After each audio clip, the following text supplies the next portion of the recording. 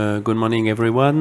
My name is Antoine Vieillard from Paris, France, and it's my pleasure to co-chair this session with John Marini. So you cannot see the view, but we are very lucky to chair the session in front of the city. I can tell you. And so it's my pleasure to introduce the first speaker about this session on reassessing Ards, Dr. Michel Gong, about do we need a new criteria? And Michel, I think you need to leave us very quickly right after your lecture because you have another one, so no time for any questions, yeah? So I'll try to see if I can finish a little early, so I could. But thank you for understanding, and it is a gorgeous view. So do we need new criteria? So a few financial conflict of interest with grant funding, DSMB fees. Oh, thank you. As well as serving on scientific advisory panels. And I should also say intellectual conflict of interest is I did serve on the working group for the global definition for ARDS.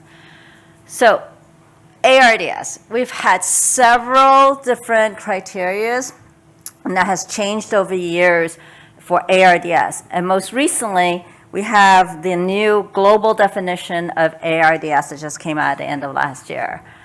And all of these criteria, they really actually are similar, but they vary basically in how is hypoxemia defined, and actually how do you constitute acute respiratory failure.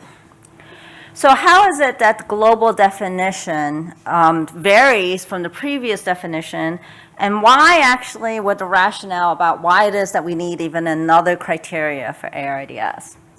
So first, in terms of actually what's different, you're going to know that actually there are now 3 categories of ARDS. And the intubated ARDS is very similar to the Berlin criteria in ARDS for those who are intubated.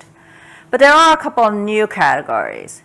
One is that there is now actually adoption of the Togaldo criteria that is modified for resource-limited settings for areas in which they may not have mechanical ventilation or high-flow nasal cannula.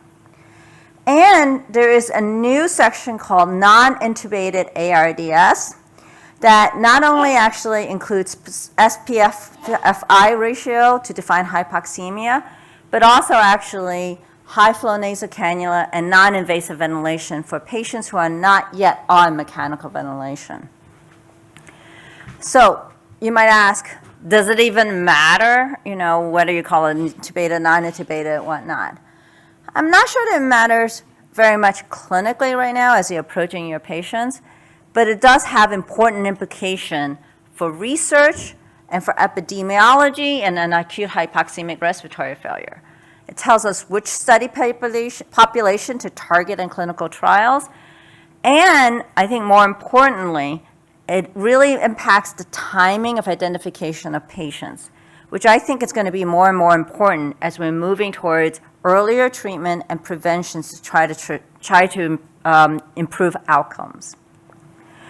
So first, in terms of the global impact of ARDS in epidemiology, we all know now from the COVID-19 that we need to be able to account for ARDS and severe respiratory diseases throughout the world. But we cannot really adequately measure the impact of ARDS adequately if we don't account for the fact that many places do not have mechanical ventilation or respiratory supports of high-flow nasal cannula. And arterial blood gas, which used to be the only criteria for hypoxemia in the Berlin criteria, that's just not possible in many parts of the country. And that is actually why the Kodaly modification of Berlin criteria was taken into account and added to the definition for global ARDS. Now, why do we why do we add to the PF ratio criteria the SpO2 to FiO2 criteria for ARDS? Well, for a number of different reasons. One is to reflect the change in clinical practice. The use of arterial catheters and arterial blood gas, and I know that there are some in the, here in which this is almost universal and standard practice for their patients in the ICU. But actually, there's great variability in how often arterial blood gases are obtained and A lines are actually placed. And it actually varies by what kind of unit you came from and whether you were in the operating room before you came into the SICU. Medical ICUs, where most ARDS patients are, tend to place fewer arterial lines, especially since there's no clear data that actually indicates that arterial lines can improve outcomes in patients with respiratory failure.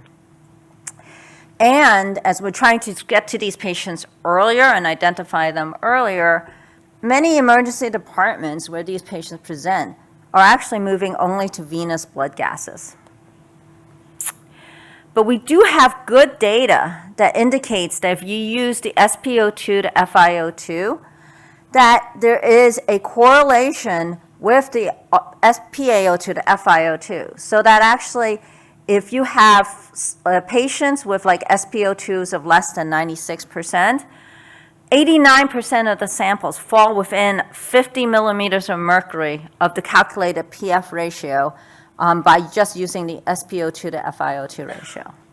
Well, it's significant because this SpO2 is measured continuously.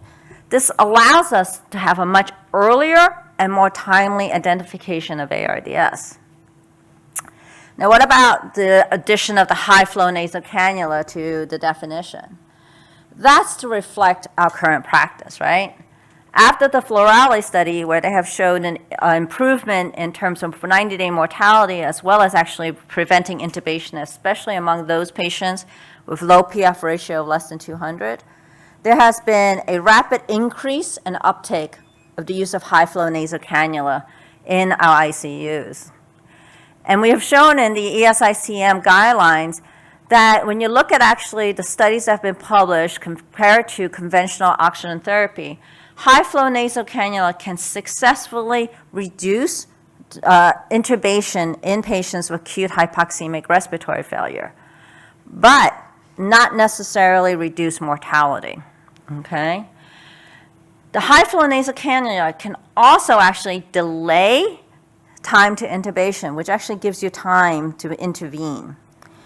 If we include the high-flow nasal cannula and non-invasive ventilation, that allows us to be able to capture ARDS, one, earlier before patients are intubated, but also actually to capture those patients who did not get intubated, whether because they didn't have the mechanical ventilation in a resource-poor country, but also actually in those patients whom, their advanced directive is to avoid intubation.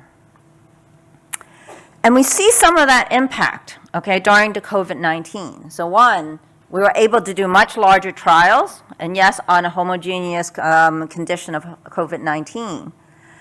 But actually, we were also able, in these trials, to do a few things. One was to actually look at patients along the entire hospitalization. So not only were mechanically ventilated patients included, even in the critically ill patients, populations of, like, say, the REMAP cap, but we also included patients on high-flow nasal cannula, non-invasive ventilation, and for the active 4, as well as recovery, we included patients that were on nasal cannula as well. These studies actually not only allowed us to see if the intervention worked, but actually whether or not it prevented the patients from progressing to mechanical ventilation, okay? And one example is here. This is this Cape Cod study on pneumonia. If you look at actually who they have enrolled, you see actually only about 25% of the patients is on invasive mechanical ventilation. Well, 2/3 almost is on non-invasive and on high flow, and almost all of these patients would have met the criteria under the global definition. And they did find, in fact, a benefit in terms of their primary outcome of death by 28 days, but a large part of that was driven by the prevention of mechanical ventilation and invasive mechanical ventilation, as you can see here. Now, it makes sense that that's a good outcome in the sense that we know that there are a lot of harms to mechanical ventilation, right? But actually, none of those kind of harms that I have mentioned is measured in a clinical trial. Usually when we look at clinical trials, we look at all-cause mortality, and basically in clinical trials, all deaths are considered treatment failures in those randomized trials. But when you look at actually deaths in patients with ARDS, not all deaths is from the ARDS. A certain percentage of the deaths may be actually due to other reasons other than ARDS. In fact, actually, early mortality is more likely related to the acute injury. And I know there's a talk later on about whether patients are dying because of ARDS or with ARDS. But actually, later mortality, past 14 days or so, those deaths are less likely to be predicted by the acute injury that brought you into the ICU. And they're more likely to be driven by pre-ICU factors, such as age, comorbidity, frailty, whether you can come off of the ventilator, and withdrawal of care.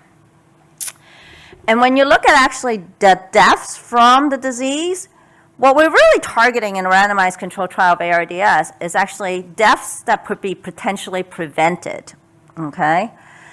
And this may vary depending on the different trials, and it's only a subset of those deaths attributed to ARDS itself.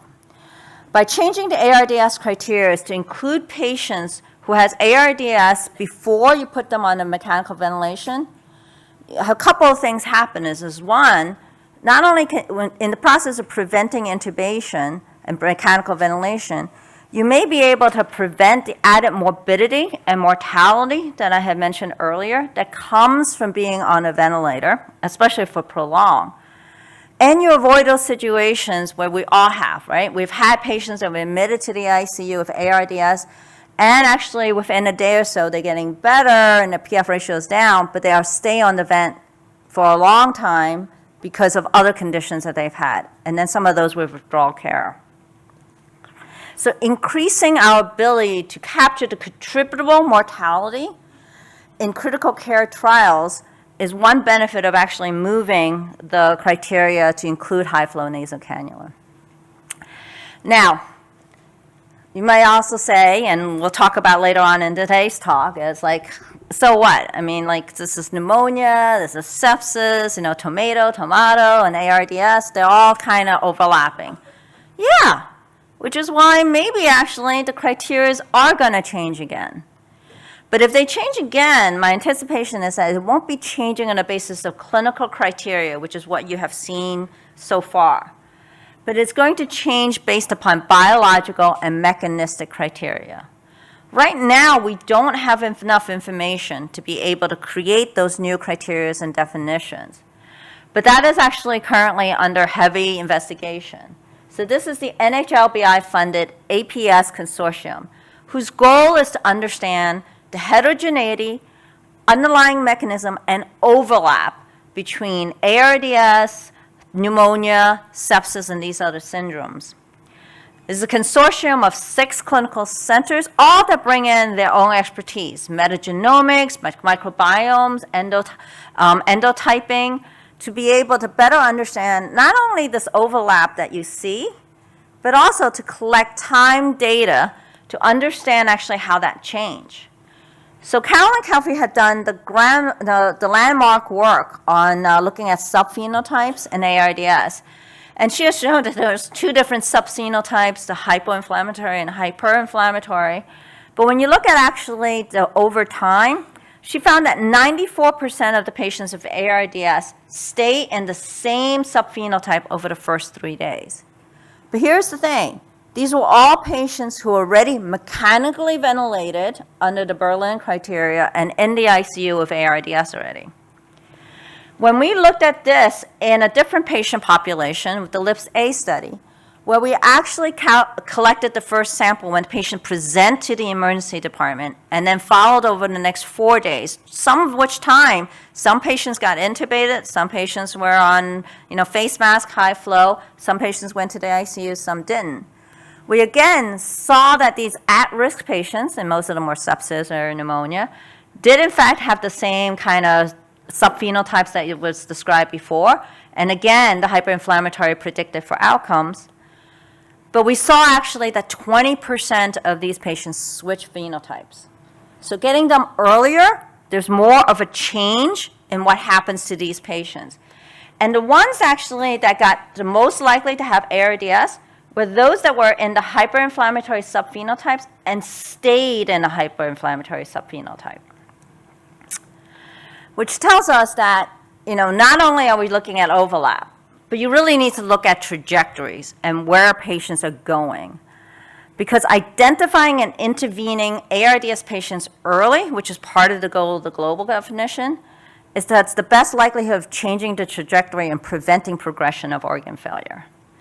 So as Wayne Gretzky, a hockey great, has said, you skate to where the puck is going to be, not where it has been. And with that, I thank you for your attention.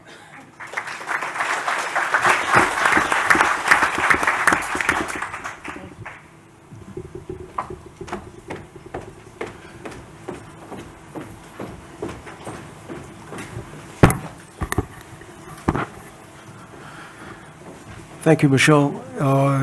Michelle has to leave for another presentation that she has to do momentarily. Our second speaker is a great leader in our field and is going to ask a very provocative question. Should we abandon the syndrome of ARDS entirely? It's by Marco Ranieri from Bologna and Bari, I think. Yeah, you anticipated. Thank you. Do you think this is provocative? Now, in 1967, this paper was published on Lancet. And I think this is the first formal description of what we call nowadays acute respiratory distress syndrome. By the way, the paper was rejected by the New England Journal of Medicine, if you know the story of this paper. I mean, I don't want to make a very long story about this manuscript, but what they in fact did was to identify 12 patients among the hundreds of patients that we were treating for acute respiratory failure that had some distinguished hallmarks. Hypoxemia, the fact that they were young, the fact that hypoxemia was not responsive to conventional treatment. But I mean, they were able, using clinical elements, to select 12 patients among the others, and were able to identify those patients with the new syndrome that did not exist before, a syndrome called acute respiratory distress syndrome. Nevertheless, it took less than 10 years to initiate the debate whether this entity did exist or not, and whether this entity, the recognition of this entity, was of any clinical use. You may say this is a very old story. Why are you bringing this, something that was published more than 20 years ago? For the very simple reason that exactly the same debate took place 30 years later. And here we have two recent editorials published by eminent clinical scientists saying, should we abandon ARDS or we need an upgrade, as we saw, of the definition of ARDS. So the question is still on the table. But I think that the most relevant challenge comes from this note that Martin Tobin published on the Blue Journal. Now, let's get rid of the fact that somehow he challenged the honesty of this process, because I don't think it's appropriate to use this kind of language related to clinical science. But the point he is making, that I believe is relevant and should be taken into consideration, is the fact that in his view, the process of defining ARDS and the request to clinician to identify patients as having or not having ARDS is a wasting of time. Is a wasting of time. Suggesting that at the end, hypoxemic respiratory failure is what we need to know. Does the patient have hypoxemic respiratory failure, yes or no? Then I start to think the pathophysiology of the process, and I don't need to waste my time trying to see if the patient has or has not ARDS. What are the open issues related with the process of defining ARDS? Whether you use the very original definition, the Berlin definition, the global definition, whatever. There are two major issues that are open and are on the table right now. Lung images. We know since the American-European Consensus Conference that the wording bilateral infiltrates means something to me and something that is totally different to John or to any of you. So the interobserved variability of conventional X-ray to identify what we believe should be ARDS is known. And we know that even if you provide a setup of what you may consider as a standard for describing ARDS, and you define a training process to identify those standards, still, what is black for me is white for you, and what is white for you is black for me. But I think that the most relevant paper that I'm quoting in my presentation is this from Jesus Vieillard and from Spain. What they did was select patients with, essentially what they did was select a large number of patients who met criteria for hypoxemic respiratory failure, and they compare mortality in those patients who did have the radiologic criteria for ARDS and those who did not have the radiologic criteria for ARDS. And mortality was exactly the same. So the power to predict outcome of the definition of ARDS, of the part of the definition of ARDS that includes lung images analysis, is weak. The other issue is the use of high-flow nasal oxygen to allow patients on high flow to be included as ARDS. Now, I'm pointing on high flow because it's the hot topics of the moment, but the same thing may apply for non-invasive ventilation. This is a study that we published last year in the Blue Journal. I mean, we took a number of patients with COVID-19 associated ARDS that were initially, at the beginning of their clinical history in the ICU, treated either with high flow or with non-invasive ventilation. A number of them remained on high flow, and a number of them evolved from high flow to invasive mechanical ventilation. And the same thing was true for the subset of non-invasive ventilation. A number of them were successfully treated only with non-invasive ventilation, and the number of them had to be intubated and treated with invasive mechanical ventilation. So this is for high flow. This is the PF ratio on high flow and in the subset of those patients that had to be intubated. Now, you see that the PF ratio, with few exceptions, remained within the limit of the definition of ARDS. So if you base your diagnosis on oxygenation, works. And the same thing is true for non-invasive ventilation. So a patient that is at admission treated with non-invasive ventilation or high flow has oxygenation criteria that are consistently within the limit of ARDS, whether he is intubated or not. But if you look at outcome, the picture changes. Here you have the mortality rate of patients that were successfully treated only with high flow or with non-invasive ventilation, and it's about less than 10%. This is the mortality rate of the patients that were initially treated with high flow and then transitioned to non-invasive ventilation or to invasive ventilation. Same picture for non-invasive ventilation. Now, the question I would like to ask is, if I include a patient in a randomized control trial on high flow, and I don't know if time 0 he will be intubated or not, the estimate of mortality will be a flipping of coin. Because if he remains on high flow, he will have a mortality signal of about 10%. But then if he evolves from high flow to invasive mechanical ventilation, the mortality will be 3, 4, 5 times. And design a clinical trial will be a nightmare.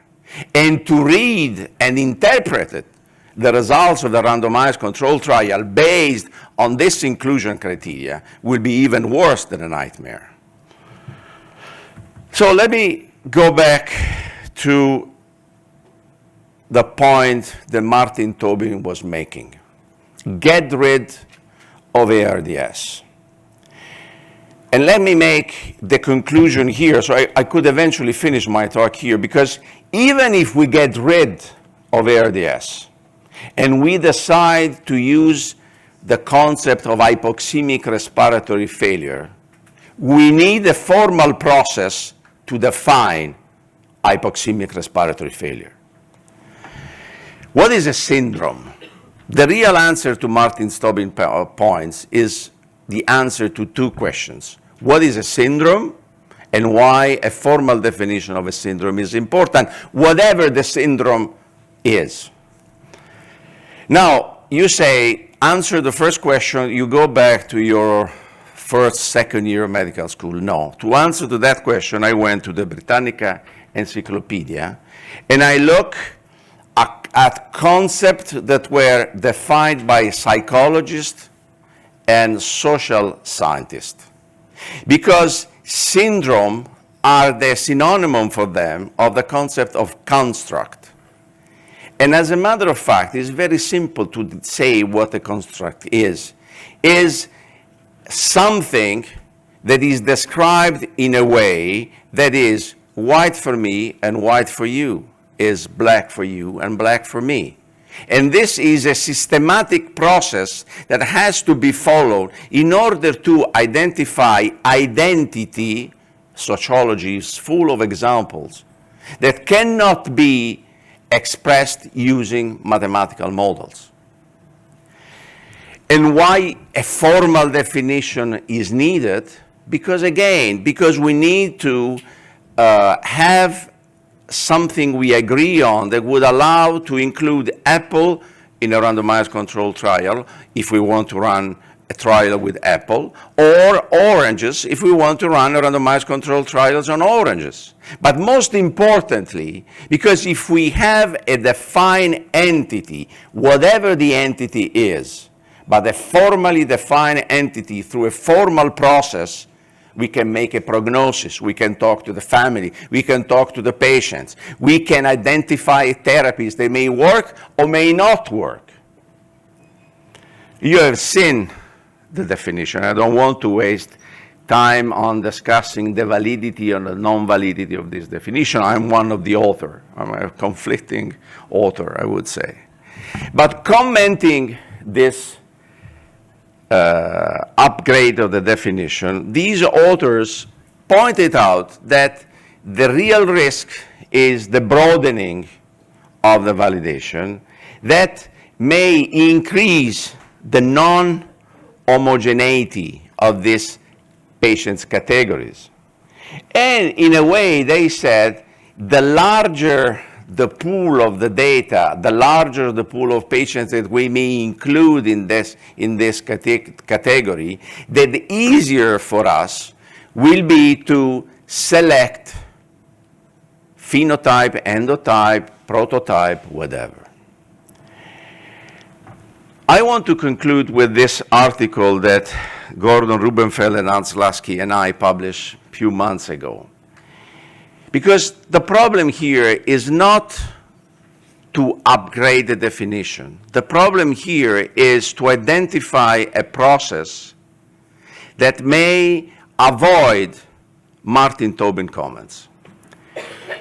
And yes, you may broaden the concept of ARDS, get rid of the expression of ARDS, and use the concept hypoxemic respiratory failure. And among this huge category of patients with acute hypoxemic respiratory failure, identify based on biology, although this is not feasible nowadays at the bedside. You can select patients based on clinical variables. You may select patients on physiological variables. But whatever is the process that leads us to the getting rid of ARDS and proposing a new category that would be acute hypoxemic respiratory failure, and here you may recognize the handwriting of Gordon Ruberfen trying to sketch this hypothesis. The bottom line is that even if we agree on this and we get rid of ARDS, we have to follow a scientific method that is available, that has been described, that has been used by other disciplines. Because otherwise, we will not evolve from the great professor principle that is what was used selecting the 12 patients having the so-called ARDS on Lancet 30 years ago, 40 years ago. We will not evolve to the scientific system of categorization, and will remain more or less to the consensus of experts, which is not what we need nowadays. Thank you very much.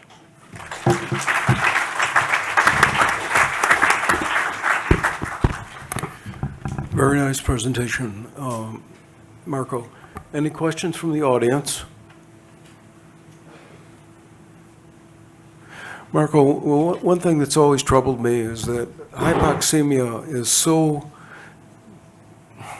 broad in comparison to the mechanical features that have been all but abandoned in the definitions from Berlin and subsequently. To me, the inflammation of the tissue is important, and mechanics may be more, involved with that than is hypoxemia. And all of what you've discussed, and very nicely discussed, relates to hypoxemia. What about the mechanical features? Why don't we include those in our thinking? No, the problem is not include or not include those in our thinking, because the problem is that if you narrow your search on the category of ARDS, you miss a number of important points, such the one you were describing: respiratory mechanics, respiratory physiology, level of inflammation, tissue damage, because you narrow your search on a fixed category. If you make a paradigm shift and you say, I broaden the concept and I include everything in my radar, and then among all the dots that I get with my wide radar, I select variables that may allow me to identify subsets that are characterized by inflammation, if you want to give priority to inflammation, or by clinical scenario, then you probably are more precise and more effective in doing what we are doing, that is, provide good care for the patients, and to provide good care for a patient, we have to know what we're talking about, and provide good clinical research. You know, the example is COVID. Now, COVID is a very homogeneous categories. I mean, in terms of the language of psychologists, of social scientists, is an endotype because it has a clear pathophysiological mechanism, only one, always the same, and that was ARDS COVID. I mean, we discussed, is ARDS or is it not ARDS? I mean, we could have done better during that time because is pneumonia, viral pneumonia with spread infiltrates. All right. So is a virus-induced ARDS. But that is an example of endotype. Could be that tomorrow we will be able to identify subphenotypes or endotypes. We were able to identify the one biological pathway responsible for one clinical manifestation. That's the reason for broadening. Sounds a little bit like splitting, you know, like, like 1975 and the John Murray's approach of looking at what caused the problem that you're trying to treat. But Marco, that's a very, very nice presentation. I think we have time for one more question, John, if there is. Okay. But may I, Marco, I have one for you. You well re-emphasize the limit of the checks history of the bedside, especially in our critically ill patients. But as you know, there are new approaches, maybe very valuable, that were published recently. So could you comment? I mean, for instance, the lung ultrasonography published in the Blue Journal appears a good approach to characterize lung injury. Yeah, but again, the reproducibility of this information is still an open question. I mean, of course, in the right hands, with the right training, you may get reproducible, but I'm not 100% sure that echographic approach or other lung images technique do not have the same problem as the standard and conventional chest X-ray. The answer would be, why don't we take a CT scan? Because the CT scan, although, as you know, the paper on Lancet Respiratory Medicine that was trying to characterize the phenotype of ARDS looking at the CT scan failed because even the interpretation of the CT scan may be operator dependent. So just look at if the patient is blue or pink, no? And that's it at the bedside? No, I mean, if the criticism is ARDS is too tight and the alternative cannot be so use oxygenation, and that's it. We have to find a way to enlarge the patient population we pay attention to. So we don't pay attention to a patient only if the patient has the chest CT scan saying he has ARDS, because we missed many patients. That's at the end the bottom line of my talk. Okay, thank you very much, Marco. So we move on with another very interesting question. Do patients die of or with acute respiratory distress syndrome? From Manu Shankar, Ari. So Manu, the podium is yours. Thank you so much, Chairman, for the kind introduction, and thanks again for the conference organizers for the invite. So I'll try and convince you that not all ARDS deaths happen because of ARDS. That's the goal of this whole talk. And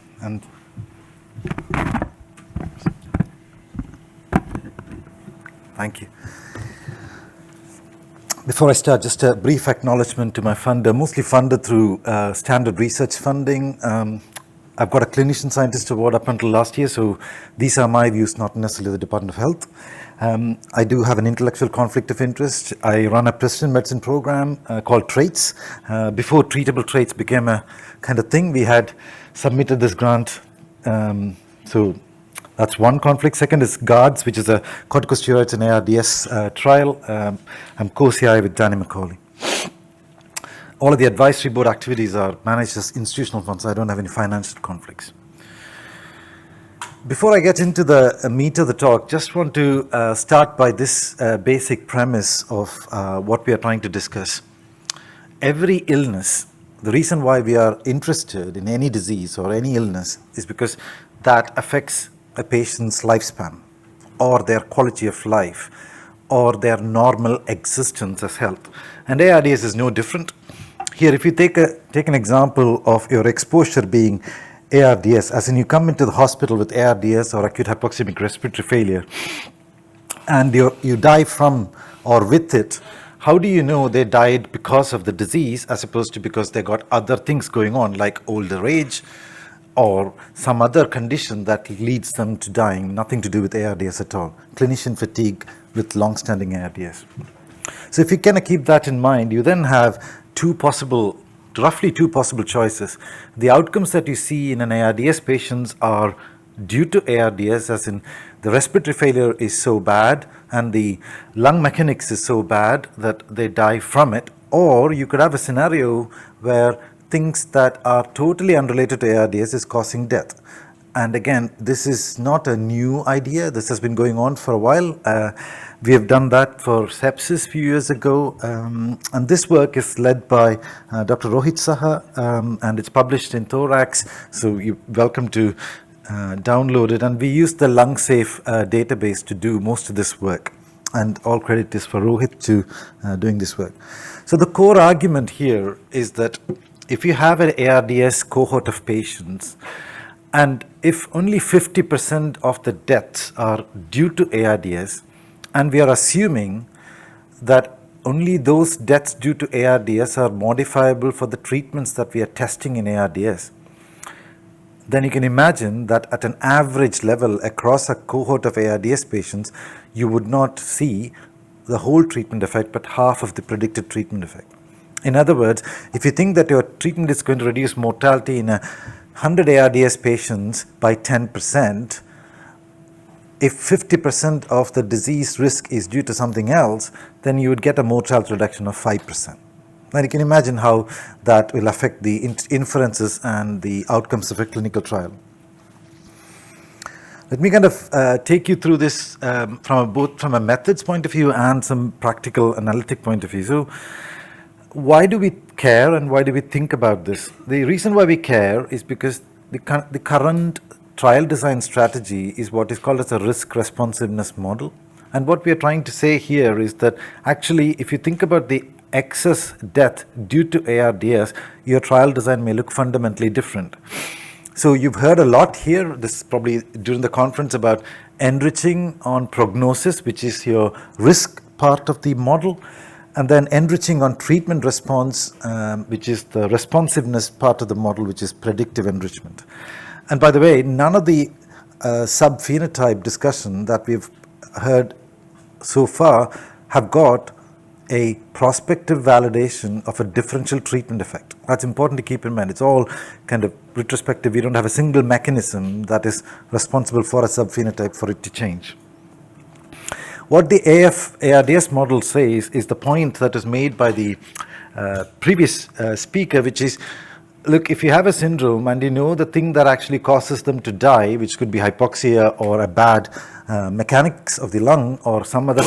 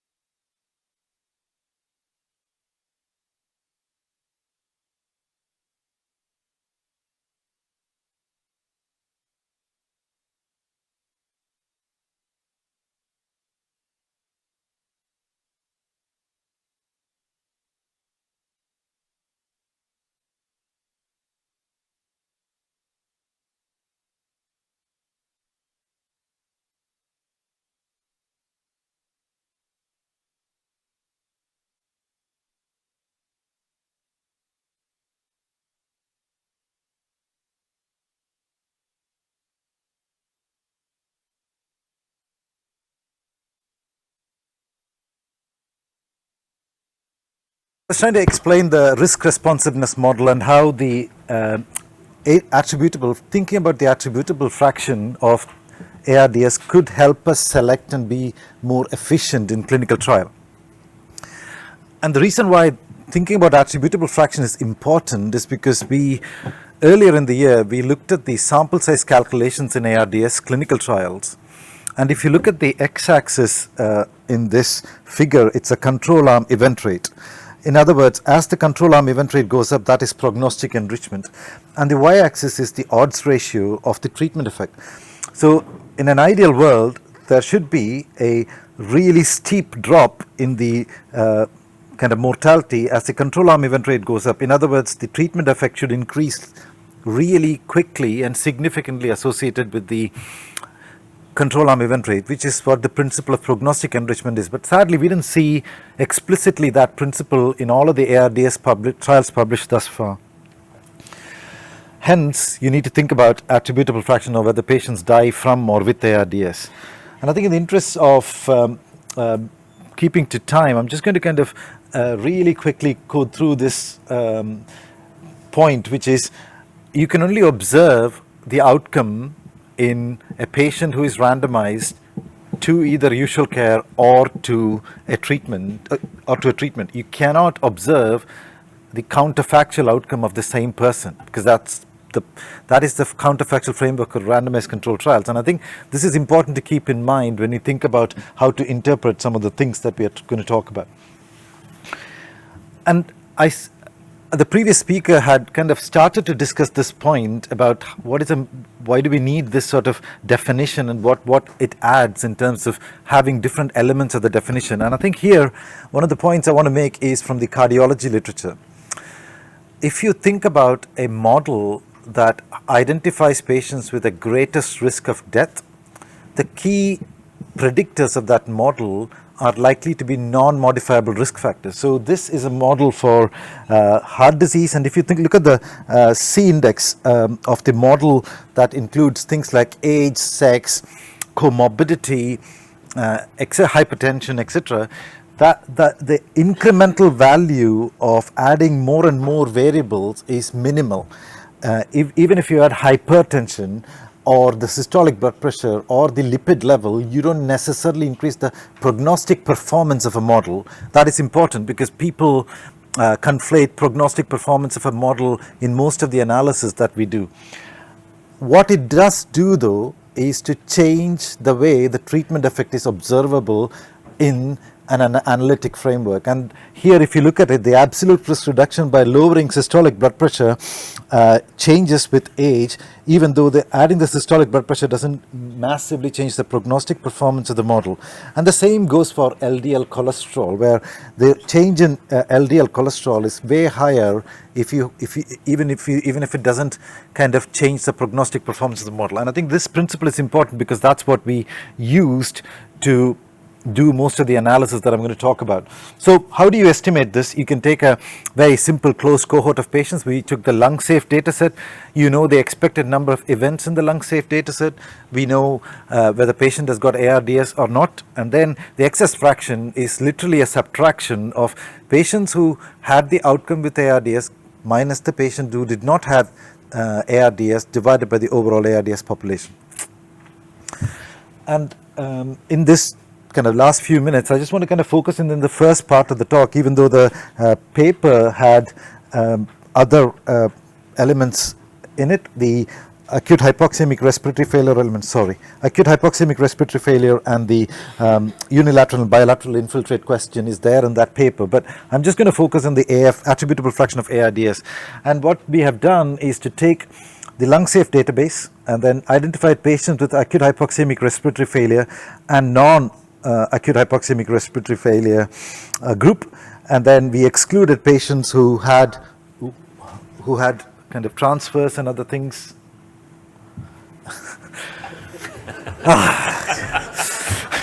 It's a good exercise. Yeah. Okay. And then we kind of did 4 different models, and I think the model 1 compares non-hypoxemic respiratory failure with the ARDS patients, and the model 2 compares acute hypoxemic respiratory failure with unilateral infiltrates, which is the ARDS definition requires bilateral infiltrates. And I'm not going to show model 3 and model 4. You can read that in the paper. And when you look at the excess risk of ARDS, oh, this is so annoying. From model 1, attributable fraction is around 38%. So remember in the previous cardiovascular example I gave, if you control for age and sex, that prognostic performance that the model has, and then you add in the hypoxemia element to it, you can then use that information to see whether the treatment effect varies with hypoxemia. And that's what we did. So if the overall treatment effect is around, or the attributable fraction is around 38%, as the severity of hypoxemia goes up, the excess risk of dying from ARDS goes up, which is around 49-50%. And the maximum number of quadrants involved, again, increases your risk of dying. I mean, that's biologically plausible. We have seen that in other data sets, but the excess fraction increase probably has not shown before. We also had the hypo and hyperinflammatory subtypes pre-allocated in the LungSafe dataset based on a previous work. And what we did here was to ask the question, does the attributable fraction differ by the subphenotype? And you can see here, the hyperinflammatory has got a greater risk. What this model 1 does not have is the illness severity that is generally seen in critical care. So the next step was to use model 2, where we accounted for that generic illness severity with Apache ISCO and compared the risk of dying compared to unilateral infiltrates. So here the attributable fraction is lower because you're accounting for some other pathways or variables. But the general principle still remains. The severity of hypoxemia does seem to have a dose-response relationship. It also is less spectacular when you think about the hypo and hyperinflammatory ARDS, because part of the hyperinflammatory ARDS is mediated through the illness severity, and perhaps some of the patients with more pronounced unilateral infiltrates may have may develop bilateral infiltrates down the line, and that kind of reduces your observed attributable fraction. So I kind of started with the question, the score arguments, and therefore we thought, okay, just to illustrate this point, we used the trials that have been published in ARDS previously, and within those trials, we looked at the sample size calculations. And what we have done here, if you just focus on figure 1, what we have done here on the x-axis is the effective relative risk reduction. If you got an attributable fraction of 100%, the risk reduction is 1. And the sample size is modeled on the y-axis, and these are individual trials and their sample sizes based on what they use to calculate the risk reduction. You can see here about half the trials are above the line, and most of the trials are below the line. Now, if it is kind of below the line, you're likely to see that the sample size is appropriate for what you want to observe as a treatment effect. But I showed you in the previous slides, for the severity of hypoxemia, mild, moderate, and severe, you start to see the problem with the attributable fraction principle when it comes to clinical trials, because none of the clinical trials would show any result, positive result, because the excess fraction from ARDS is way lower than we think, at least at the time of sample size calculation. And the same applies to chest X-ray and to the subphenotype. So, in other words, currently, none of the trials that we design probably incorporates this basic premise. And had we included that basic premise, you might start to see some of the positive results in the future. It's not just about predictive and prognostic enrichment, it is bit beyond predictive and prognostic enrichment with attributable fraction. So after a much eventful talk, I'll summarize saying I was asked to answer the question, how many patients, do patients die from or with ARDS? I think based on our analysis, roughly somewhere between 20 to 30%, 20 to 40% of patients die from ARDS in the clinical trials. And if you use this information to inform some of the trial design, that might actually improve our chances of getting a positive result. I also kind of highlighted the point that the hypoxemia severity is important, And that we kind of indirectly know from some of the completed ARDS trials, particularly the ECMO trials, where they identified patients with more severe form of ARDS with PF ratio less than 100, and then the prone position French trial where the PF ratio was less than 150. So those were positive trials, and you can see why that might be. The 4-quadrant infiltrates, again, biologically plausible, and the hyper having a greater attributable fraction for hypo is useful because that's where the trial space is going in the future. Thank you so much.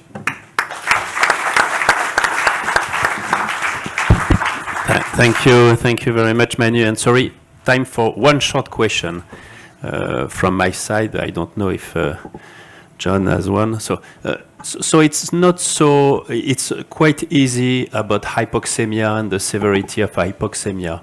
But what about, for instance, patients with shock or circulatory failure?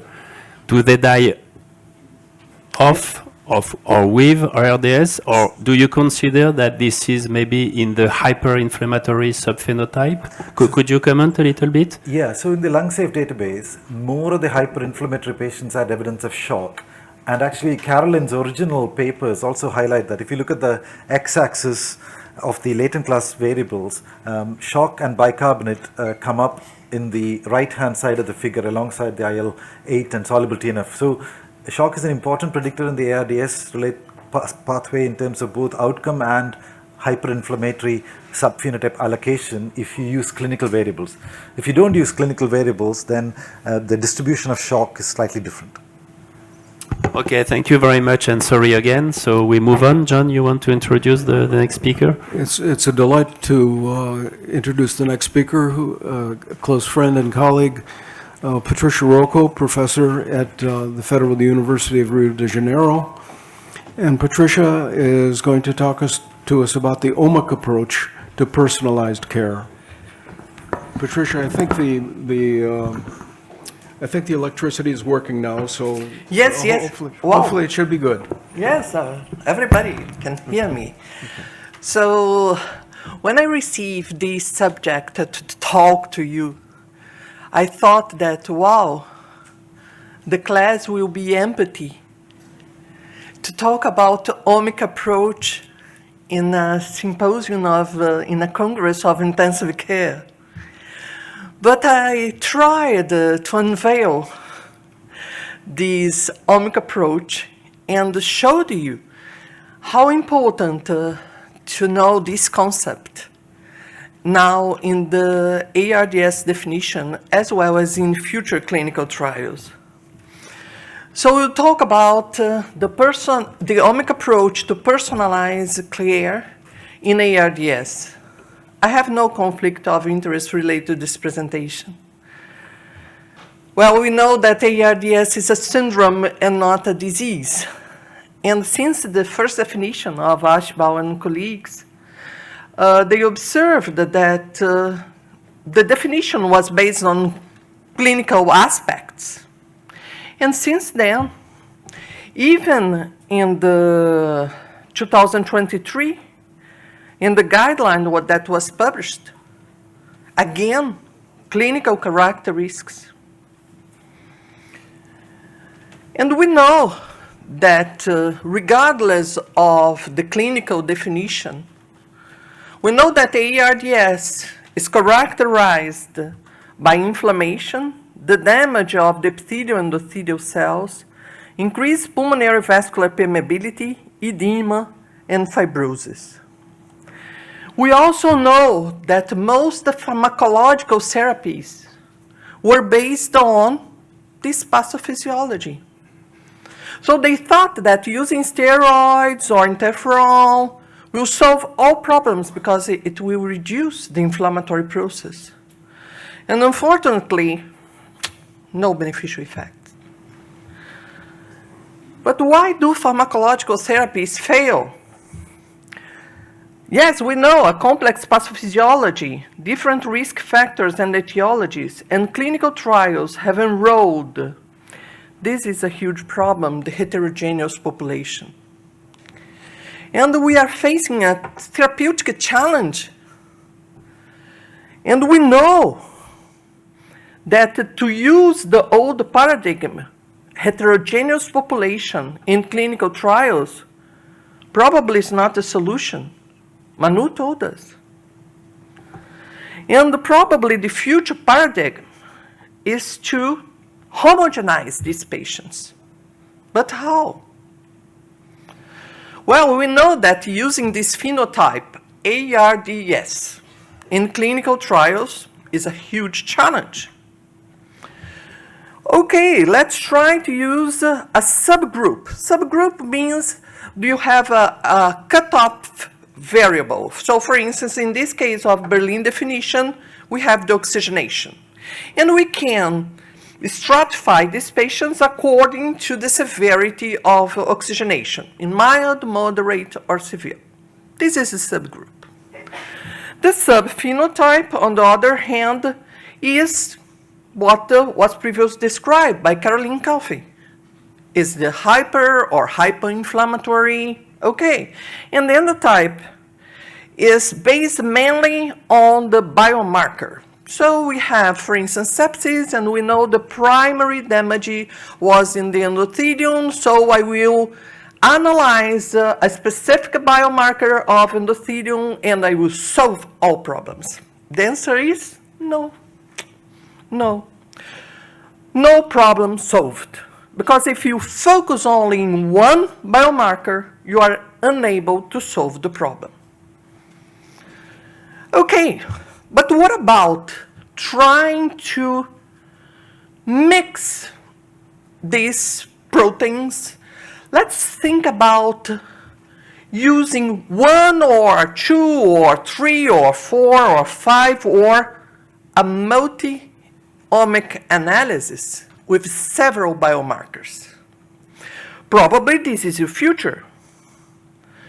So I decided initially to describe the omics and then show you the importance of the omics for the analysis.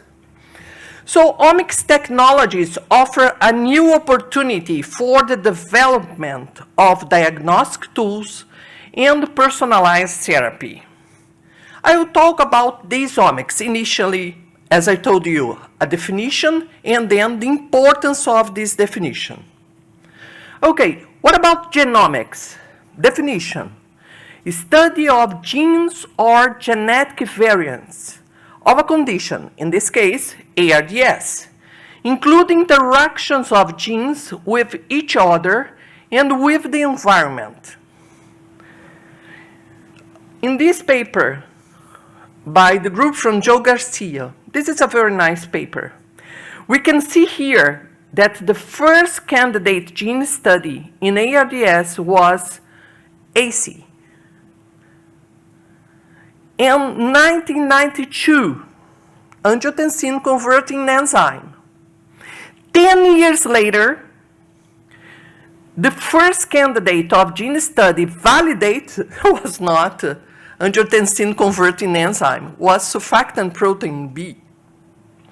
And 10 years later, the first genome-wide association study in ARDS.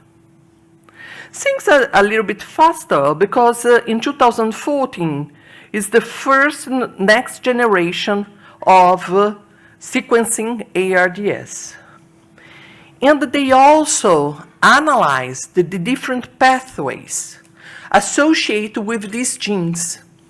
They observed immunological signaling, reactive oxygen species, endothelial vascular signaling, transcription factors, all of them associated with ARDS.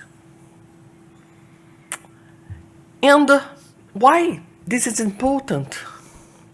In this study, published some years ago, they observed that if you have a polymorphism of this gene here, I don't want to talk about this gene here, but I want to show you that if you have this polymorphism, look at the survival in severe ARDS patients.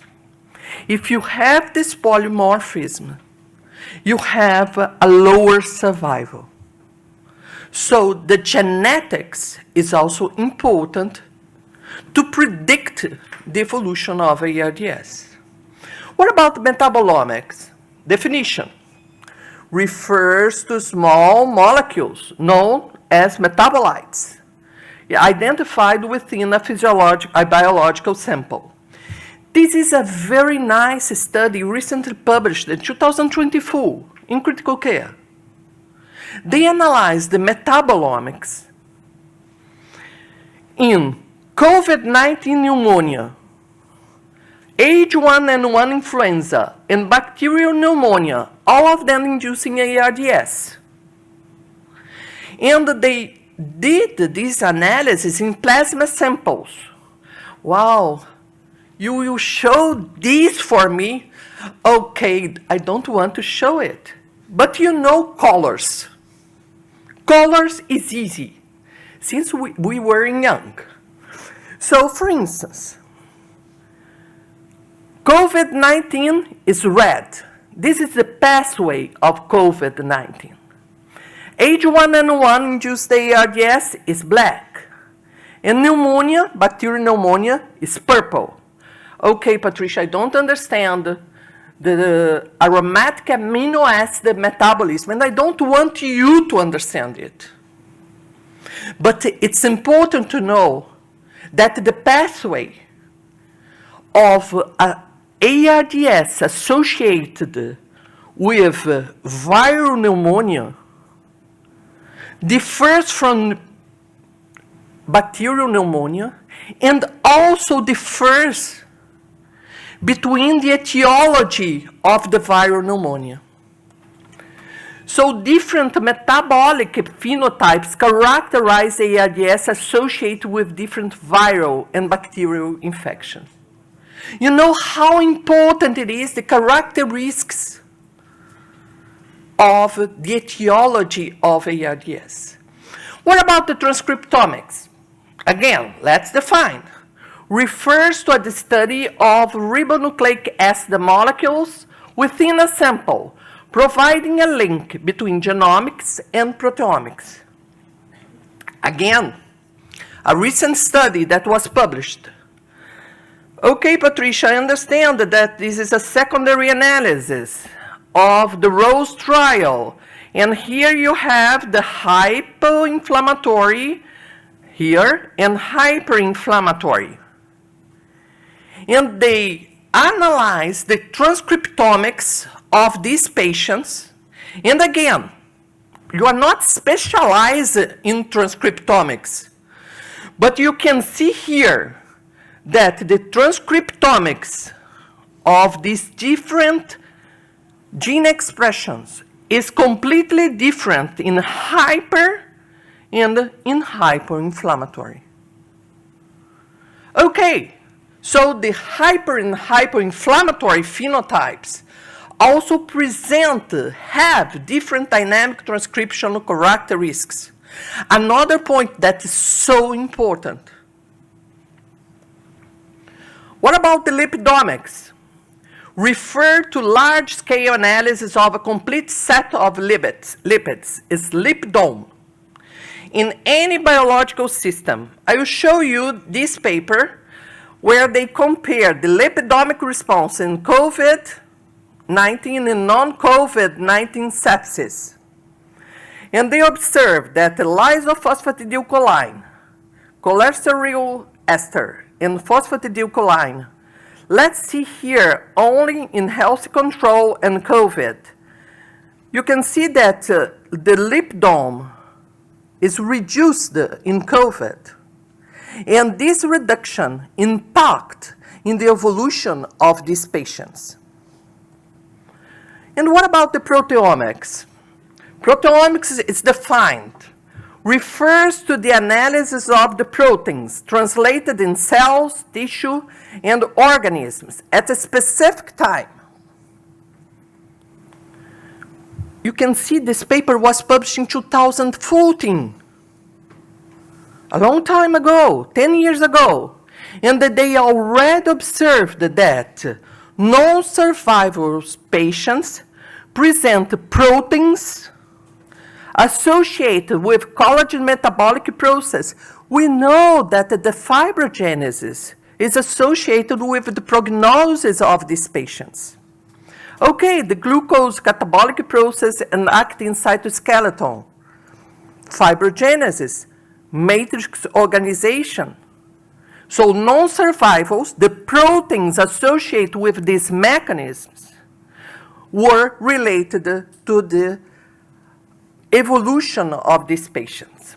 Wow, you brought a paper from your group with proteomics. Yes.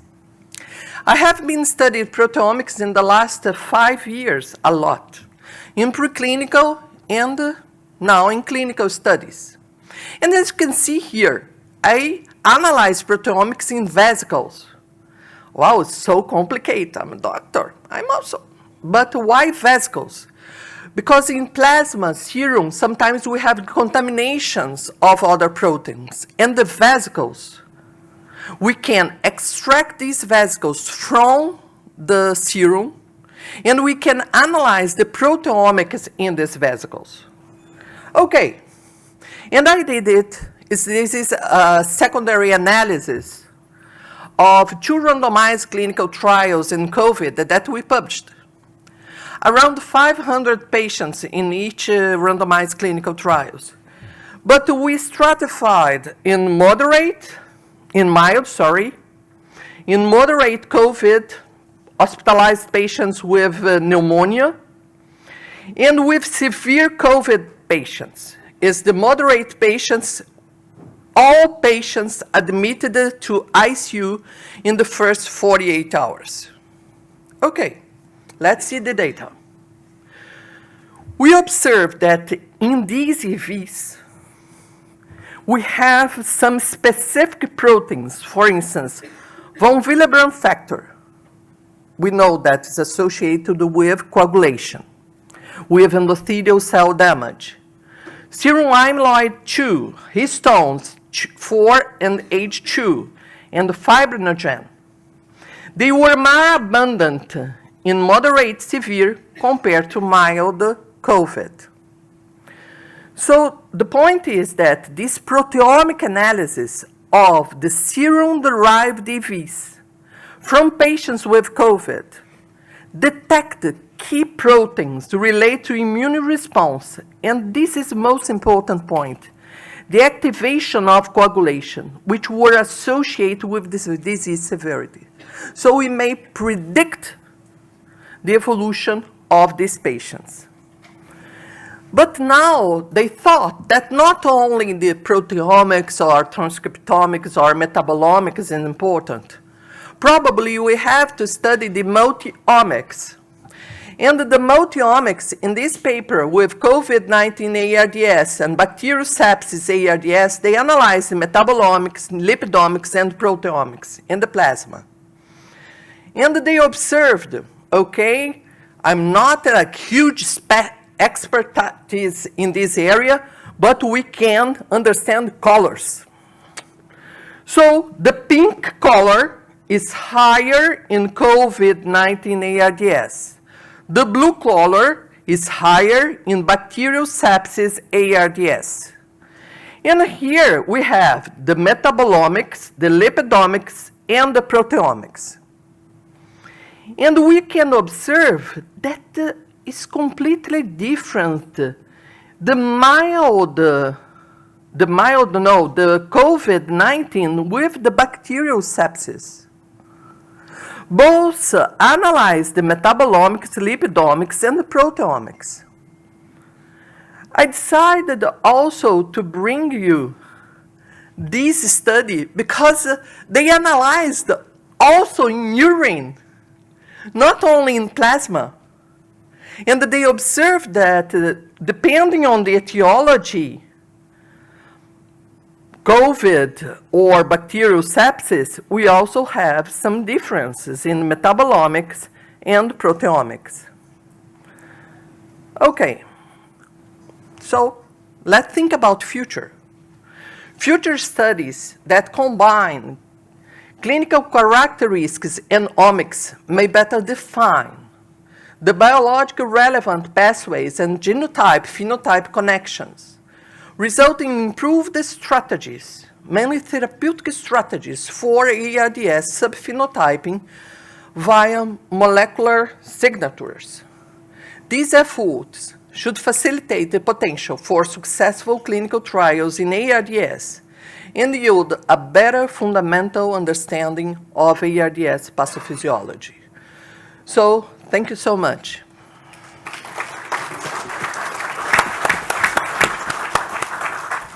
Patricia, thank you for a beautiful presentation. We have time for possibly one short question, if there are any. We're running a little bit late.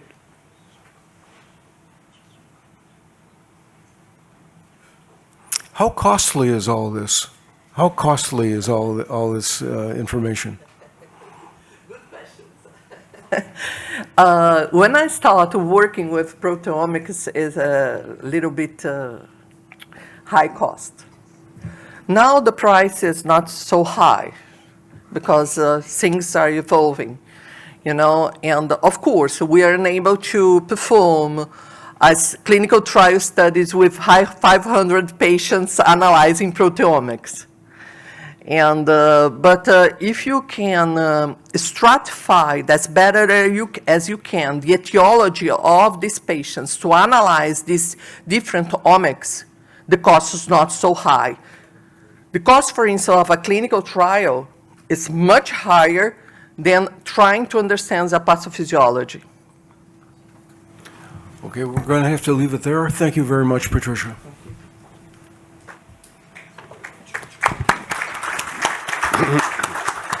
Thank you. So we move on to the next speaker and presentation. We should assess alveolar host response by Dr. Bos. Thank you very much for the kind invitation. So I'm going to try to keep it short and get us back on track. The only take-home message that you have to remember from this presentation is that most of that we learned about ARDS is based on what we assessed in the blood, and it's probably wrong. So we're going to look at what we can truly know about ARDS and how we can dive deeper into alveolar biology. So we all know this picture, and it's been shown a lot, with on the left a normal alveolus and on the right the alveolus in ARDS. And what you notice looking at the figure is that the bloodstream is not really important here, right? There is water floating from the blood into the lung, and that's the role that the bloodstream is not doing as well as it should be. So the endothelial protection is impaired, but all of the action is happening in the alveolar space. And this is frequently forgotten in clinical studies, and then the argument that is used is that it's difficult to obtain the material, which of course is true, but doesn't mean that we shouldn't try to understand alveolar biology better. So when we look at inflammation specifically, much of what we are talking about at the moment is about systemic inflammation. So I'm very conflicted. I'm very, very interested in the hypo and hyper inflammatory phenotypes. And we're even starting a trial on that in collaboration with many people around the world. But we should remember that it's possible that there are 4 scenarios where there is no inflammation in the bloodstream, no inflammation in the alveolar space, when there is strong inflammatory response in the bloodstream, but very little inflammation in the alveolar space, as shown in the right upper corner. This concordance the other way, with inflammation in the alveolar space, with not in the bloodstream, and inflammation on both sides.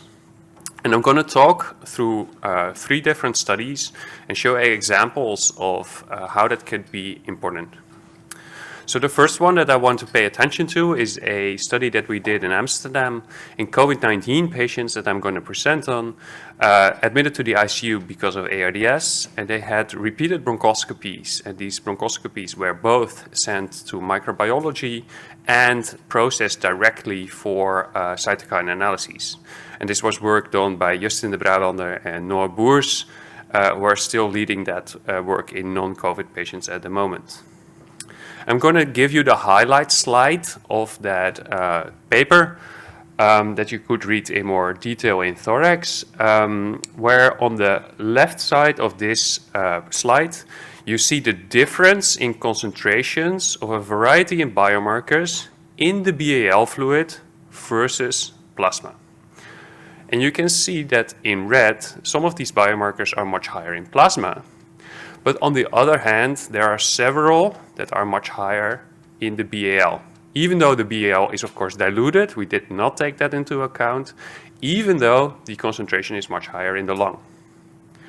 If we then look at the change over time in these biomarkers, they keep increasing. So that's the second graph. If the biomarker is green, it means the concentration increases over time during mechanical ventilation.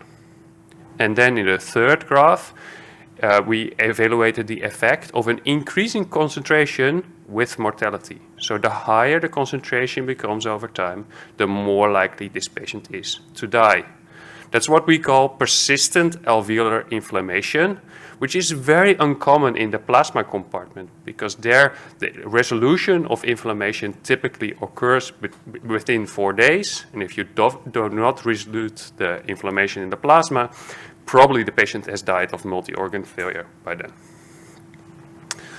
So I have here highlighted all the biomarkers that were increased in the alveolar space, were increasing over time and had a positive association with mortality in red. And you can see that these were all the biomarkers that were originally described to be important in alveolar biology.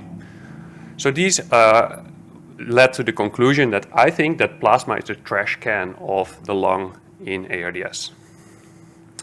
And indeed, if you look at these patients and you compare on the left the change in alveolar concentration and mortality and on the right the change in plasma concentration and mortality, you sometimes see that the same biomarker can give the opposite effect in the different compartments. Like TRAIL and EGF showed a negative association with mortality in the plasma compartment.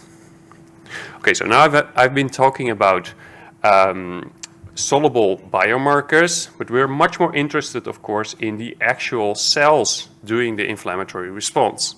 And when we talk about ARDS and when I listen to presentations, it almost sounds like it's only neutrophils. We're only neutrophils, right? If you look in a textbook, it's typically said ARDS is a neutrophilic disease, which may be true, looking at the number of neutrophils in the lungs, but I'm going to highlight a few other important aspects that might be forgotten if you fail to look at the lungs.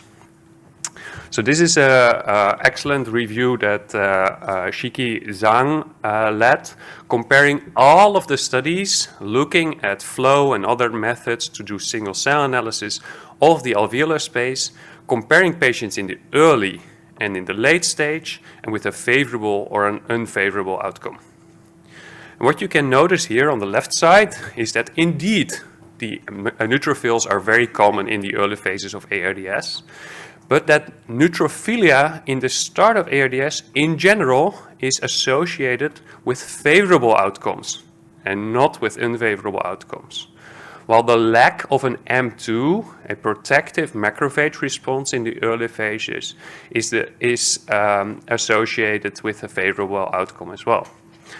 So it changes completely in the later phases. So these are the moments you should resolute a lung injury, but you progress to a sort of persistent inflammatory state in the lung, which we clinically recognize as non-resolving ARDS.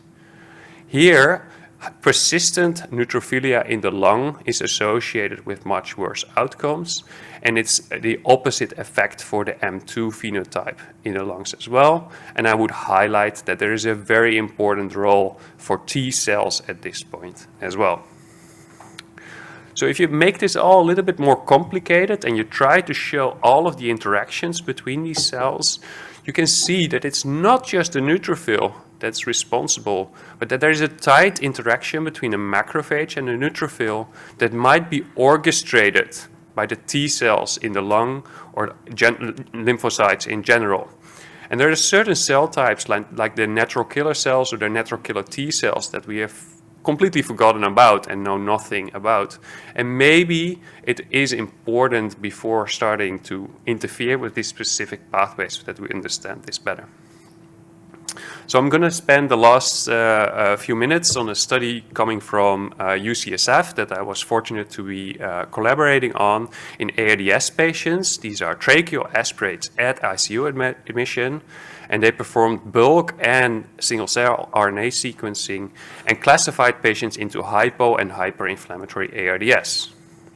So like the plasma compartment, they found very strong differences in gene expression in the airways between patients with hyper, here shown in red, and hypoinflammatory ARDS. Interesting, using complex modeling, they were able to show that it's the T cell that has a central orchestrating function within this network of cells. So on the right side, you see that there are a lot of thick red lines going from the T cell to all of the different cell types, while these lines connecting the other cell types are relatively scarce.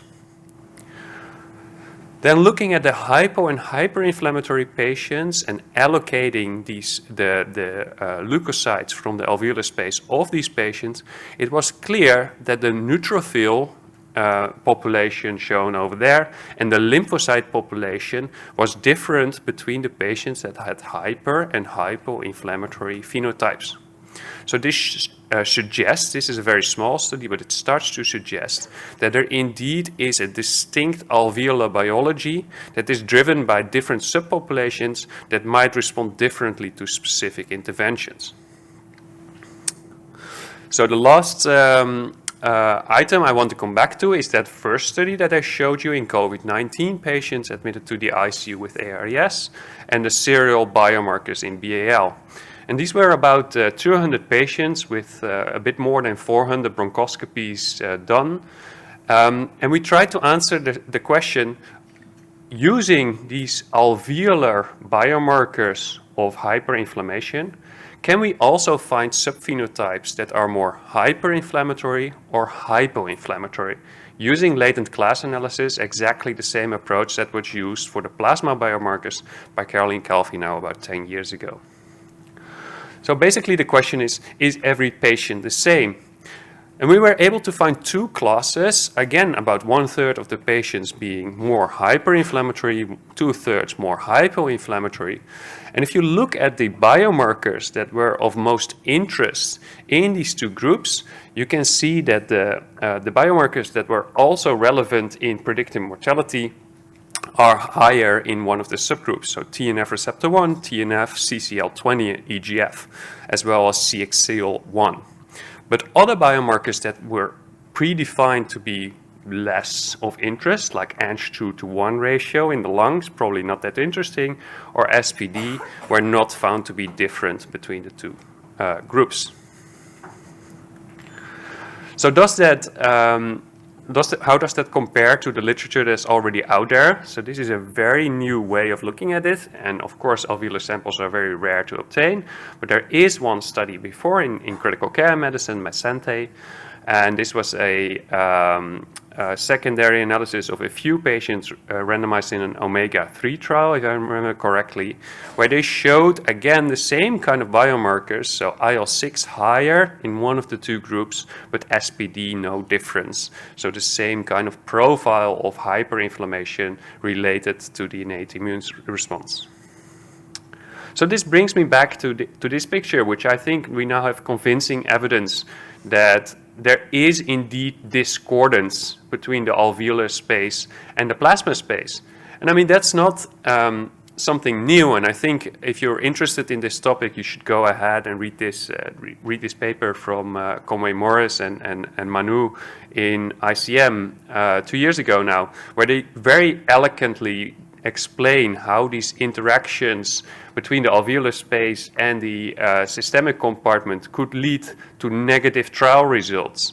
Because if there is a discordancy at any point, the impact of immune suppression could be beneficial, harmful, or uncertain based on that interaction. So to take home with you, I would like you to remember that if you look at the systemic compartment, that doesn't tell you much about the alveolar compartment. So the patient can still have persistent alveolar hyperinflammation and might benefit from treatment on that, even though you have no evidence of inflammation in the systemic compartment. Please remember that it's not just the neutrophils and that there's much more we could be interested in. And that compartmentalization makes immunomodulation very difficult, and we should pay attention to that in the upcoming trials that are going to target systemic inflammatory subphenotypes. And we do need to learn a lot more. So thank you very much, and I hope I have some time for questions.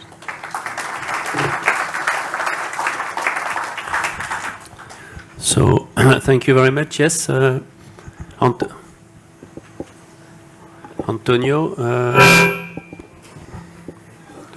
do we have microphone for question, or Antonio, you may come at the podium? Yeah, there's a microphone there. Thank you very much. It was very interesting, your presentation. And my question is a very practical question. Do we need to do BAL samples or tracheal aspirate samples? I think we absolutely need to do bronchoscopies with BAL. So I think tracheoaspirates are great for finding bacteria that cause pneumonia, because it's a bronchial infection that leads to the alveolar infection. But if we want to learn more about what's going on the alveolar level, we truly need bronchoalveolar lavages with not just 1 × 20 milliliters, but a lot more. There's so much literature on this from the 70s, 80s, and 90s showing that you do not get any alveolar macrophages in the first 20 milliliters that you put into the lung. So if you're interested in that, I think it doesn't make any sense to do tracheoaspirates. But that's my personal, very biased opinion. There's the question. Okay, thank you for the great talk. Is it working? Now it's working. Okay, great. I really liked your talk. I think it's really so that everything interesting in immunology happens in the tissues, Yes. and we use blood only because that's easy to get.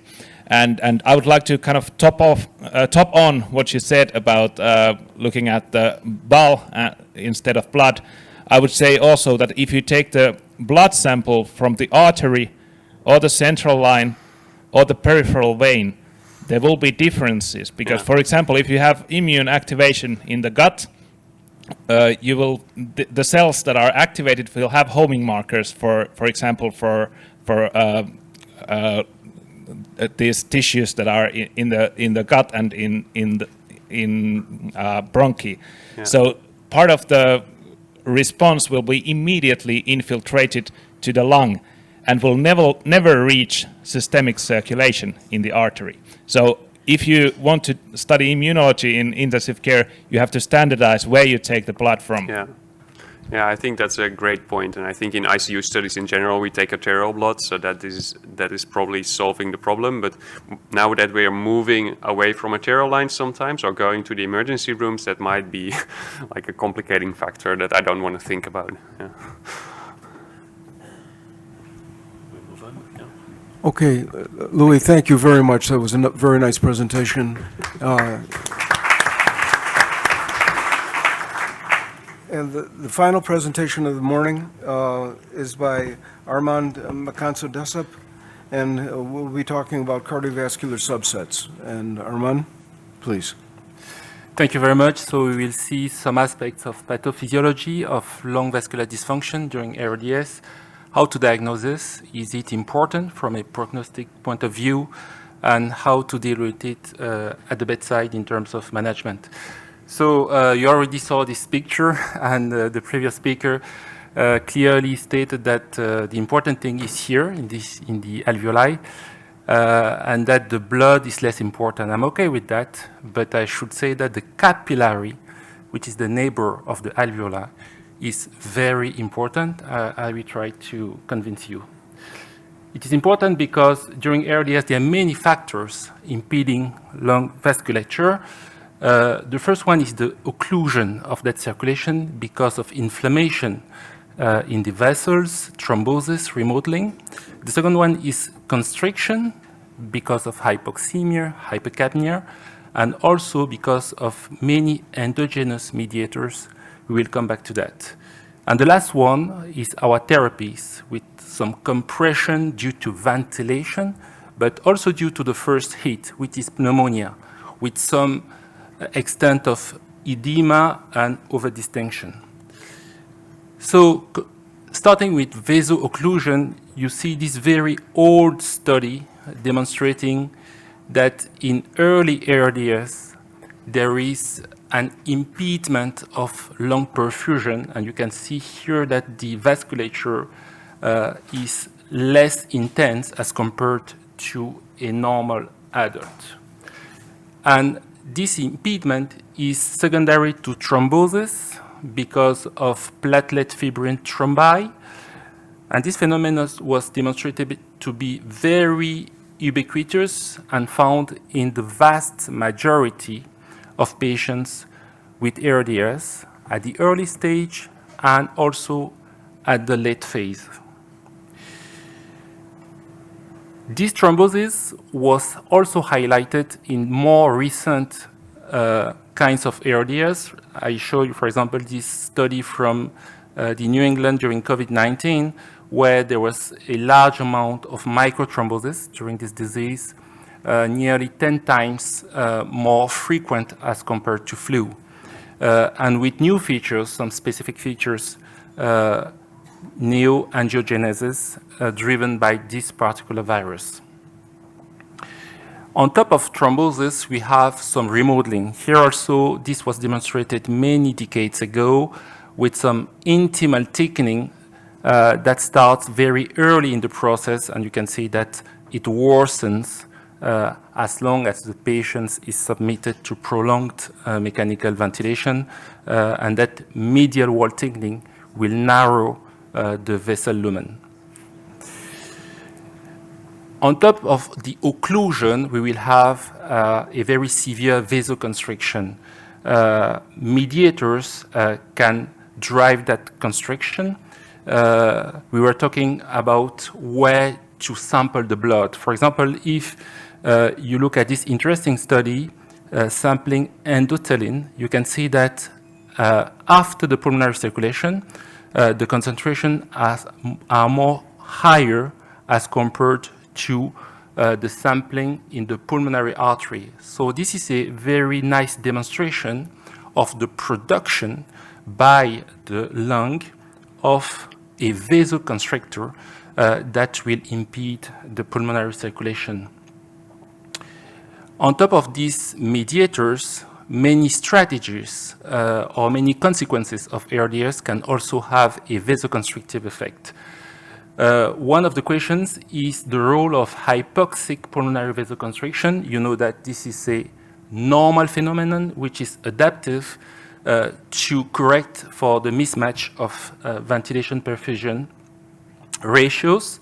There were many studies suggesting that it may be blunted in some ARDS patients because of the presence of vasodilating mediators, but we have a lot of evidence that this phenomenon persists during ARDS. And one of the demonstrations is this study. These are patients under ECMO. And you see that if you reduce the partial pressure of oxygens going into the lung vasculature by manipulating the FMO2 of the machine, you have an increase in the resistances within the lung vasculature. So this is a clear demonstration that the partial pressure of oxygens has a role in the constriction of lung vasculature.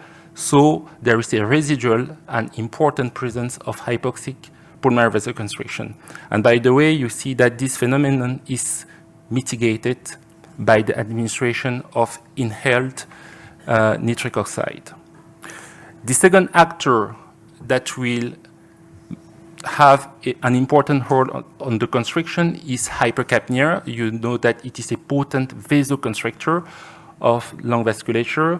It was demonstrated, for example, in this study where an abrupt increase in PCO2 leads to a decrease in cardiac index, which is due to lung vascular dysfunction, because you can see that there is an increase in the size of the right ventricle and some paradoxical motion of the interventricular septum. And in all studies assessing acute cor pulmonale during ARDS, you can see that the level of PCO2 is higher in patients with cor pulmonale, here in red, as compared to those without cor pulmonale, here in green. And this hypercapnia, which is imposed to patients already under protective ventilation, has been shown as being deleterious in this meta-analysis, and it should not, it should really be separated from what we call permissive hypercapnia, which is hypercapnia resulting from the transitioning of a patient from unprotected ventilation to protective ventilation. But once the patient is under protective ventilation, additional hypercapnia seems to be deleterious. There is a role of mechanical ventilation because you know that it can cause some level of vessel compression on the capillaries, inducing an increase in right ventricle afterload. This has been demonstrated many years ago. And one of the parameters that are linked to that effect is the driving pressure. In this study, among all respiratory settings, this was the parameter which was independently associated with acute cor pulmonale. And you see that the other factors associated with cor pulmonale were hypoxemia. We talked about hypoxic pulmonary vasoconstriction and hypercapnia. And the last one was pneumonia as cause of ARDS due to the first heat and inflammation on the capillaries. This driving pressure associated with cor pulmonale is in line with some studies suggesting that this factor may be a mediator of lung injury and ventilator-induced lung injury, as in this study by Amato. Using those four factors, pneumonia as a cause of ARDS, higher driving pressure, lower PF ratio, and higher PCO2, we proposed a score to detect acute cor pulmonale. You see that the higher the score, the higher the prevalence of acute cor pulmonale. So it could be used to select, for example, patients to do echocardiography to detect this severe form of lung vascular dysfunction. And you see that the higher the score, also the higher the mortality. So now in practice, how should we diagnose lung vascular dysfunction? If we are using pulmonary artery catheter, there are many ways to see that there is some trouble in the pulmonary circulation. One way can be to see that the pulmonary artery pressures are elevated, the pulmonary vascular resistances are elevated.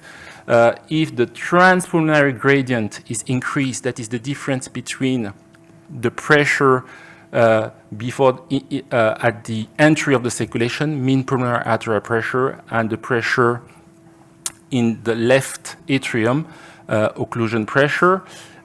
And a very simple way is also to compare the right atrial pressure to the left atrial pressure. If the first is higher than the second, there is a trouble in the pulmonary circulation. But nowadays, the more used way to assess this is echocardiography, because using it you can also measure the pressures, and more importantly you can look at the consequences of that lung vascular dysfunction. That means the dilatation of the right ventricle and the paradoxical motion of the interventricular septum. So the classical picture we get is this one, which is a picture of acute cor pulmonale. You see here a very dilated right ventricle, and here a paradoxical motion of the interventricular septum. When the pressures increase in the right cavities, it can induce a reopening of patent foramen ovale, causing an intracardiac shunt that will worsen oxygenation.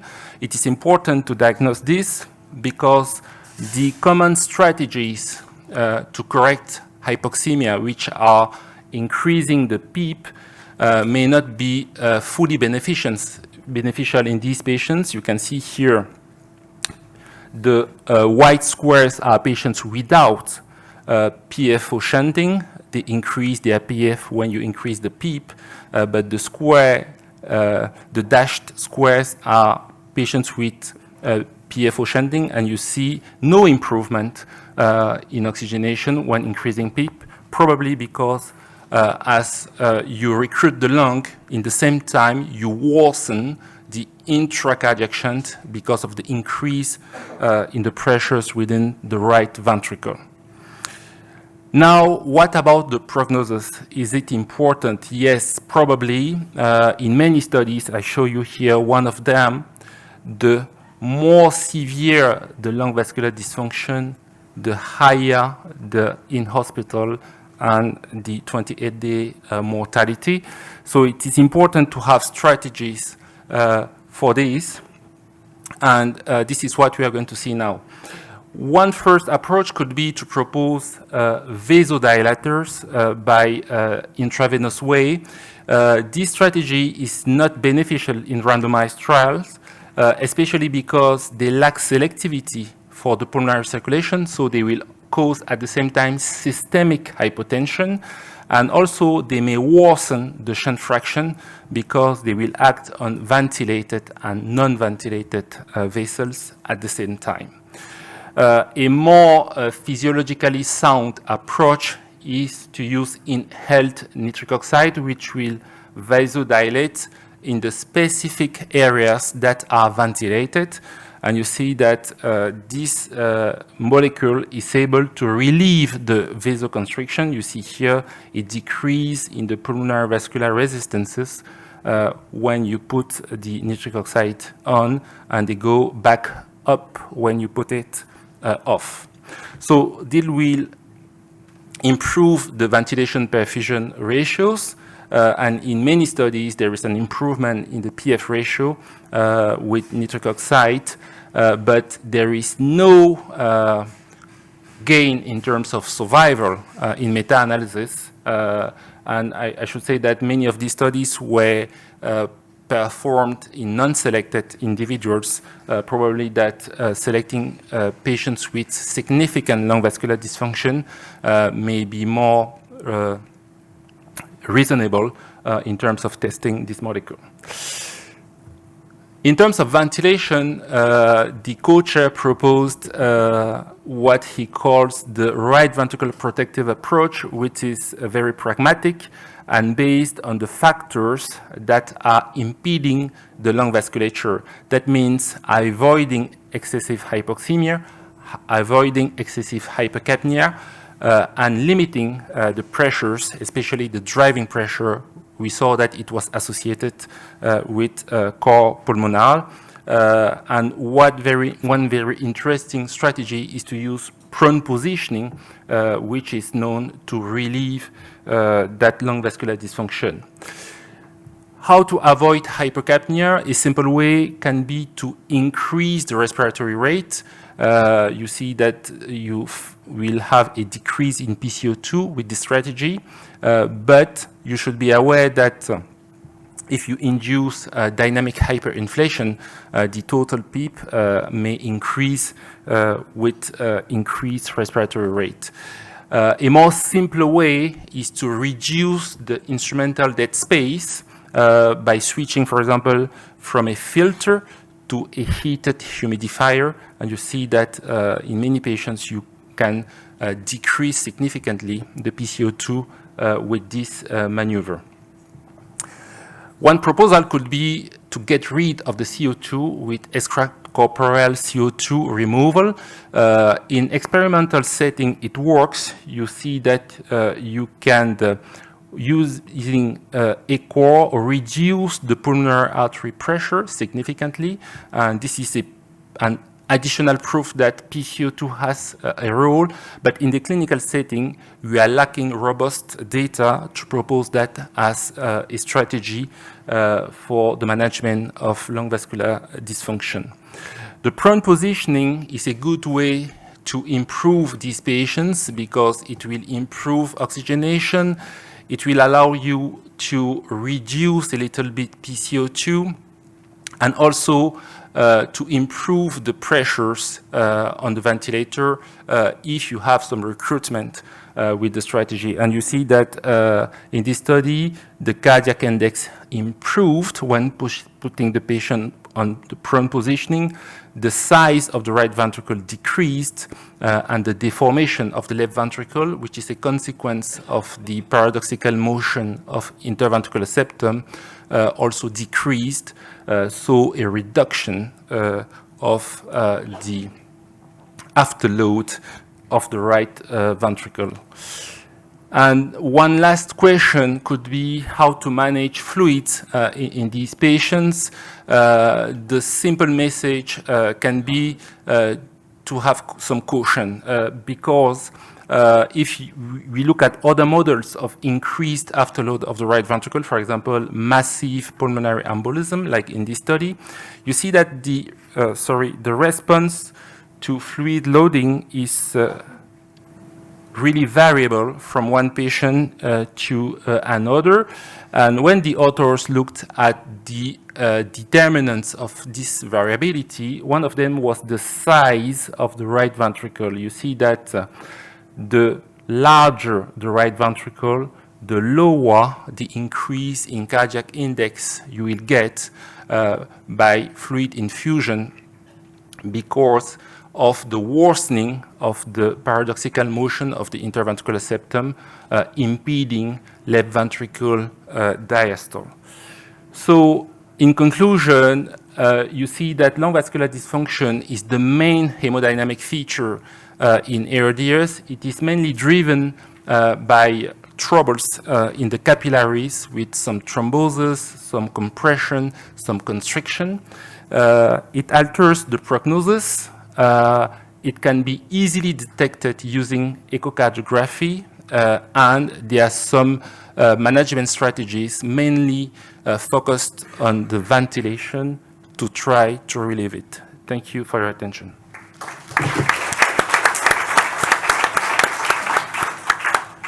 Thank you, Armand. That was very, very comprehensive and very good. Are there any comments or questions from the audience? Armand, I have one comment. It's sort of a question, but a comment. In experimental work, the vascular flows and the vascular pressures are very important in expressing ventilator-induced lung injury. For example, if you take the same airway pressure, the same pattern of ventilation, and use a low pressure difference between the precapillary and the postcapillary values, the lung stays reasonably well intact. But if you increase that driving pressure across the alveolus, then the expression, not just in edema, but with hemorrhage and breakage, is much more. So I think it has something to do with the stress at the alveolar level that we may be missing. Do you have any comment on that? Yes, that adds some complexity to the model. I don't know if that worsening of the phenotype when that gradient increases is the same when the increased gradient is driven by an increased upfront pressure or a decrease backward pressure. Or the difference. Or the difference, yes. Or the gradient. Yeah, absolutely. And that has implications for whether or not, for example, somebody is vigorously breathing and pouring lots of blood flow through a lung that's being stretched. So it could take us over the threshold of injury. It's a relatively unexplored area of ventilator-induced lung injury. Absolutely, absolutely. And that conflict, maybe the best way to resolve that conflict is to focus on actions that are both beneficial from the alveoli and the capillaries. And maybe that's why, for example, the prone positioning is able to reduce mortality because it is good for the alveoli and good for the capillary at the same time. But if you take other strategies like recruitment maneuvers that are very good for the alveoli, for some of them, those who are collapsed, but very detrimental for the capillary that is going to be compressed by some over distension. So, Great. John, I think that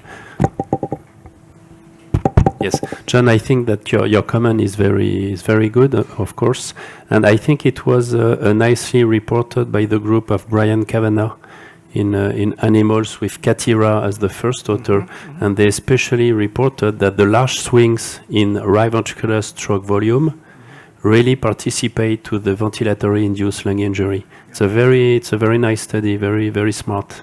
Yep. We did that again back in the year 2000 with rabbits, but yeah. Armand, thank you very much, and thank you for the session. I think it was an excellent